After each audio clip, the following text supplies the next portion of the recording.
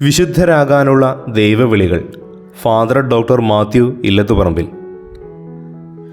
വൈദിക സമർപ്പിത ജീവിതത്തിലേക്കുള്ള ദൈവവിളികളുടെ എണ്ണം അടുത്ത കാലത്തായി കുറഞ്ഞു വരുന്നത് കേരള സഭയിൽ പരക്കെ ആശങ്കയുണർത്തുന്നുണ്ട്. ഇതിന് പലതരം കാരണങ്ങളുണ്ട്. ദൈവവിളികളുടെ പ്രകടമായ കുറവ് വാസ്തവത്തിൽ സഭാത്മകമായ പ്രതിസന്ധിയുടെ അടയാളമാണ്. സഭയുടെ സ്ഥാപനങ്ങളും പ്രസ്ഥാനങ്ങളും നോക്കി നടത്താൻ സമർപ്പിതർ ഇല്ലാതാകുന്നു എന്നതല്ല ഏറ്റവും പ്രധാനപ്പെട്ട പ്രതിസന്ധി. സഭയുടെ വിവിധങ്ങളായ ശുശ്രൂഷകൾ ശോഷിക്കാൻ ഇടയാകുന്നു എന്നത് അതിനേക്കാൾ ഗൗരവതരമായ കാര്യമാണ്. ഇതിനൊക്കെ പുറമെ സഭയുടെ സമർപ്പിത മുഖം മങ്ങിപ്പോവുകയും സഭയുടെ ആന്തരിക ശക്തി ക്ഷയിക്കുകയും ചെയ്യുന്നത് ഈ പ്രതിസന്ധിയിൽ നിന്ന് നാം വായിച്ചെടുക്കേണ്ടതുണ്ട്. അതിനാൽ ദൈവവിളികളുടെ പ്രോത്സാഹനം എന്നത് ഏതാനും ചെറുപ്പക്കാരെ സമർപ്പിത ജീവിതത്തിലേക്ക് നയിക്കാനുള്ള തീവ്ര ശ്രമമായി നാം ലഘൂകരിച്ചുകൂടാ. മറിച്ച് സഭ മുഴുവനും ഒന്നു ചേർന്ന് അതിൻ്റെ സുവിശേഷാരൂപിയും പ്രേക്ഷിത ചൈതന്യവും തിരിച്ചുപിടിക്കുന്ന പരിപാടിയാണ്. അപ്പോൾ സ്വാഭാവികമായും ദൈവം വിളിക്കുന്നവരുടെയും ആ വിളി കേൾക്കുന്നവരുടെയും എണ്ണം കൂടി വരും. ലഭ്യമായ ദൈവവിളികൾ നഷ്ടപ്പെടാതെ സ്വന്തമാക്കാനുള്ള മാർഗങ്ങളാണ് അടുത്ത കാലം വരെയും നാം ഉപയോഗിച്ചത്. ഇനിയുള്ള കാലത്ത് അത് പോരാ എന്ന് തോന്നുന്നു. അതുകൊണ്ട് തന്നെ ദൈവവിളി ക്യാമ്പുകൾ, കോഴ്സുകൾ, പരിശീലന പരിപാടികൾ, പരസ്യങ്ങൾ തുടങ്ങിയ ദൈവവിളി പ്രോത്സാഹന മാർഗങ്ങളെക്കുറിച്ച് ഒന്നും ഇവിടെ പറയാൻ ഉദ്ദേശിക്കുന്നില്ല. ദൈവം അനേകരെ വിളിക്കാനും അവർ അത് കേൾക്കാനുമുള്ള അന്തരീക്ഷം സഭയിൽ ഒരുക്കുകയാണ് പ്രധാനം. അതിലേക്ക് നയിക്കുന്ന ഏതാനും കാര്യങ്ങളാണ് നമ്മുടെ ആലോചനാ വിഷയം. ദൈവവിളിയുടെ സനാതന സമവാക്യം. ഈശോ പറഞ്ഞു, വിളവധികം വേലക്കാരോ ചുരുക്കം, അതിനാൽ തൻ്റെ വിളഭൂമിയിലേക്ക് വേലക്കാരെ അയക്കാൻ വിളവിൻ്റെ നാഥനോട് പ്രാർത്ഥിക്കുവിൻ. ഇത് ദൈവവിളിയെക്കുറിച്ചുള്ള ഒരു അവസ്ഥാവിവരണം മാത്രമല്ല, മറിച്ച് ദൈവവിളി സംബന്ധമായി സഭയിൽ എക്കാലത്ത് നിലനിൽക്കേണ്ട ഒരു സമവാക്യം ഈശോ വ്യക്തമാക്കുകയായിരുന്നു. അതായത് ലോകത്തിൽ എപ്പോഴും വിളവധികമുണ്ടാകും, സഭയിൽ എപ്പോഴും വേലക്കാർ കുറവായിരിക്കണം, കൂടുതൽ വേലക്കാർക്ക് വേണ്ടി എപ്പോഴും പ്രാർത്ഥന നടത്തണം. ഈ സമവാക്യം തെറ്റിയാൽ കുഴപ്പമാണ്. വിളവ് കുറവും വേലക്കാർ അധികവുമാണെങ്കിൽ വേലക്കാർ അലസരായി മാറും. ഇടയന്മാരുടെ എണ്ണം കൂടുകയും ആടുകളുടെ എണ്ണം കുറയുകയും ചെയ്യുന്നത് ആശ്വാസ്യമല്ല. അങ്ങനെ വന്നാൽ ദൈവജനവും സഭയും കർത്താവിൻ്റേതല്ല, തങ്ങളുടേതാണെന്ന് ഇടയന്മാർക്ക് തോന്നും. ഇടയന്മാരുടെ എണ്ണം കുറഞ്ഞിരുന്നാൽ കർത്താവിൻ്റെ ഹൃദയത്തിന് ഇണങ്ങിയ നല്ല വേലക്കാർക്ക് വേണ്ടി ദൈവജനം പ്രാർത്ഥിച്ച് കാത്തിരിക്കും. ഇതിൻ്റെ മറ്റൊരു അർത്ഥമിതാണ്: കർത്താവ് കനിഞ്ഞു നൽകിയ ദൈവവിളികൾ 100% പ്രവർത്തനനിരതമാകുമ്പോഴാണ് കൂടുതൽ വിളികൾ അവിടുന്ന് നൽകുന്നത്. ഓരോ രൂപതയിലെയും സന്യാസ സമൂഹത്തിലെയും നിലവിലുള്ള ദൈവവിളികളെ ദൈവരാജ്യ ശുശ്രൂഷയ്ക്ക് വേണ്ടി പരമാവധി ഉപയോഗപ്പെടുത്തിയാലേ കൂടുതൽ ദൈവവിളികൾ സഭയിലുണ്ടാകും. ഇത്തരത്തിൽ പ്രവർത്തിക്കാൻ വിളവ് എവിടെ എന്ന ചോദ്യം പ്രസക്തമാണ്. ദൈവത്തിൻ്റെ ഇടപെടൽ ആവശ്യമുള്ള മർത്യജീവിതത്തിൻ്റെ ഓരോ മേഖലയും സമർപ്പിതരുടെ കൊയ്ത്തുപാടങ്ങളാണ്. ഉദാഹരണത്തിന്, കലങ്ങിമറിയുന്ന കുടുംബങ്ങൾ, ലഹരിക്ക് അടിപ്പെട്ടു പോകുന്ന ചെറുപ്പക്കാർ, ഏകാന്തതയിൽ കഴിഞ്ഞുകൂടുന്ന വൃദ്ധർ എല്ലാം സമർപ്പിതർ പണിയെടുക്കേണ്ട കർത്താവിൻ്റെ മുന്തിരിത്തോട്ടങ്ങളാണ്. സത്യവിശ്വാസം ഇനിയും സ്വീകരിക്കേണ്ട മനുഷ്യർ വിളഭൂമിയാണെന്ന് യോഹന്നാൻ്റെ സുവിശേഷത്തിൽ സൂചനയുണ്ട്. ഈശോ തൻ്റെ ശിഷ്യന്മാരോട് പറഞ്ഞു, നിങ്ങൾ കണ്ണുകൾ ഉയർത്തി വയലുകളിലേക്ക് നോക്കുവിൻ, അവ ഇപ്പോൾ തന്നെ വിളഞ്ഞ കൊയ്ത്തിന് പാകമായിരിക്കുന്നു. സമരിയാക്കാരിയുടെ സാക്ഷ്യം കേട്ട് ഈശോയെ തിരക്കി വരുന്ന ഗ്രാമവാസികളെ നോക്കിക്കൊണ്ടാണ് ഈശോ അത് പറയുന്നതെന്ന് നമുക്ക് അനുമാനിക്കാം.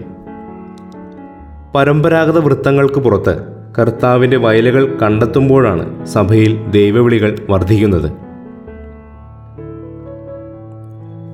ദൈവവിളിയുടെ മർമ്മം. ദൈവവിളിയുടെ മർമ്മം ഈശോ തൻ്റെ ശിഷ്യന്മാരെ വിളിച്ച സംഭവങ്ങളിൽ പ്രകടമാണ്. അവിടുന്ന് പറഞ്ഞു, നിങ്ങൾ എന്നെ അനുഗമിക്കുവിൻ, ഞാൻ നിങ്ങളെ മനുഷ്യരെ പിടിക്കുന്നവരാക്കാം. ഒരാൾക്ക് സവിശേഷമായ ദൈവവിളി ലഭിക്കുന്നത് 2 കാര്യങ്ങൾക്കാണ്. ആദ്യപടിയിൽ അയാൾ ശിഷ്യനാകണം, പിന്നെ മനുഷ്യരെ പിടിക്കുന്നവനാകണം. അതായത് ആത്മാക്കളെ നേടുന്ന ശിഷ്യൻ. ദൈവവിളിയുടെ ഈ സാരാംശം ഉയർത്തി കാണിക്കുന്നതും അതിൻ്റെ മാഹാത്മ്യം വ്യക്തമാക്കുന്നതുമാണ് ശരിക്കുള്ള ദൈവവിളി പ്രോത്സാഹനം. ഓരോ സഭയ്ക്കും ഉപയോഗിക്കാൻ ദൈവം തരുന്ന കൃപാദാനമാണ് ദൈവവിളികൾ. വിനിയോഗിക്കാത്ത താലന്തുകൾ ദൈവം കണക്ക് ചോദിച്ച് തിരിച്ചുപിടിക്കും. നിലവിലുള്ള ദൈവവിളികൾ എങ്ങനെ പ്രയോജനപ്പെടുത്തുന്നു എന്നത് അതീവ പ്രധാനമാണ്. സഭയ്ക്ക് ലഭിക്കുന്ന താലന്തുകൾ. ക്രിസ്തു ശിഷ്യരെ രൂപപ്പെടുത്താനുള്ള വ്യഗ്രത നിലനിർത്തുകയും ആത്മാക്കളെ നേടാനുള്ള തീക്ഷ്ണത പുലർത്തുകയും ചെയ്യുന്ന സഭയിലും സന്യാസ സമൂഹങ്ങളിലും രൂപതകളിലും ദൈവവിളികൾ ശോഷിച്ചു പോവുകയില്ല. യൂറോപ്യൻ സഭയിൽ ഏറ്റവുമധികം ദൈവവിളികൾ ഉണ്ടായത് അവർ മിഷണറിമാരെ ലോകമെങ്ങും അയച്ച കാലത്താണ്. മിഷണറി പ്രവർത്തനം കുറഞ്ഞതോടെ ദൈവവിളികൾ കുറഞ്ഞു. ഓരോ സഭയ്ക്കും ഉപയോഗിക്കാൻ ദൈവം തരുന്ന കൃപാദാനമാണ് ദൈവവിളികൾ.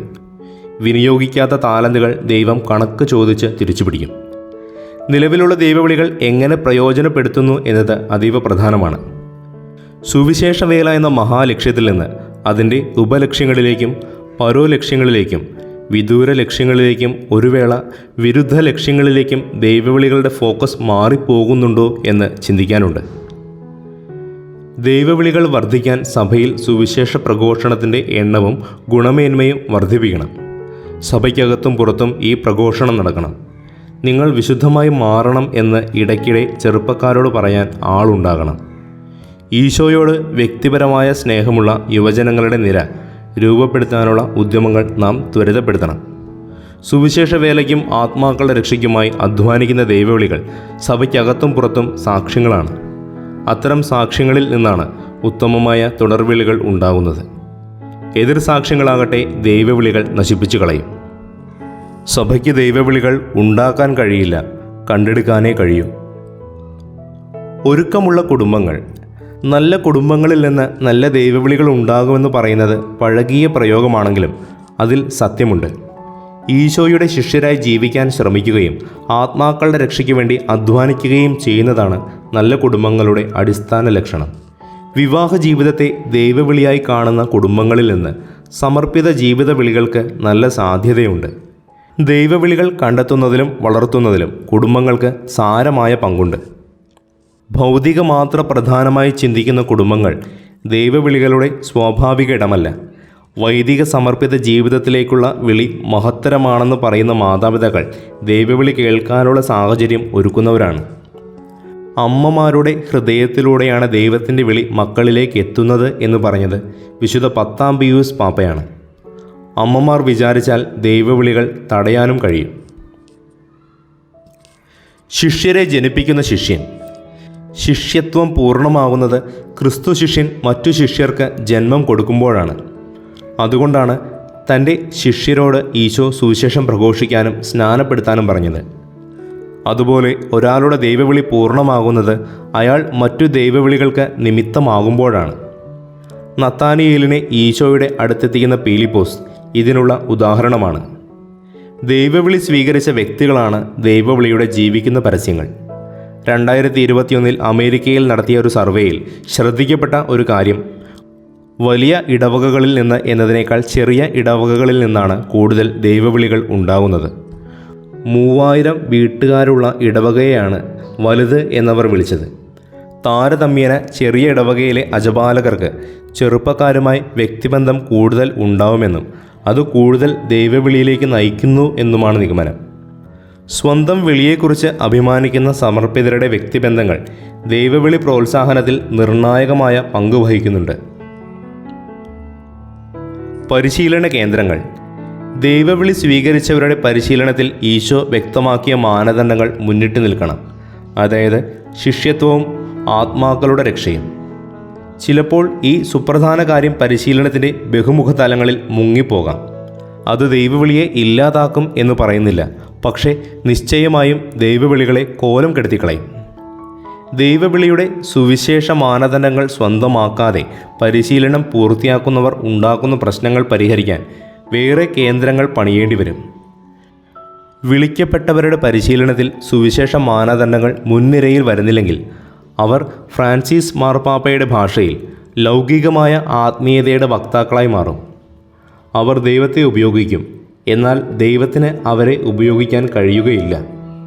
ഈശോയുടെ ശിഷ്യരാകാൻ ആത്മാർത്ഥമായി ശ്രമിക്കുന്നവരും ആത്മാക്കളുടെ രക്ഷയെ പ്രതി ആകുലപ്പെടുന്നവരുമാകണം ദൈവവിളി പരിശീലകർ. പ്രോത്സാഹനം പ്രലോഭനമാകുമ്പോൾ ദൈവവിളി പ്രോത്സാഹിപ്പിക്കണം, അല്ലെങ്കിൽ ദൈവം നൽകുന്ന വിളികൾ നഷ്ടപ്പെട്ടു പോയേക്കാം. എന്നാൽ പ്രോത്സാഹനം പ്രലോഭിപ്പിക്കലാകരുത്.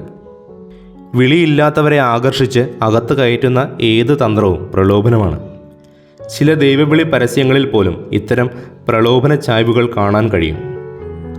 ഒരാൾ പറഞ്ഞു വച്ചിരുന്ന അർത്ഥികളെ മറ്റൊരാൾ റാഞ്ചിക്കൊണ്ടു പോകുന്നു എന്ന മട്ടിലുള്ള നീക്കങ്ങൾ ദൈവവിളി പ്രോത്സാഹനമല്ല.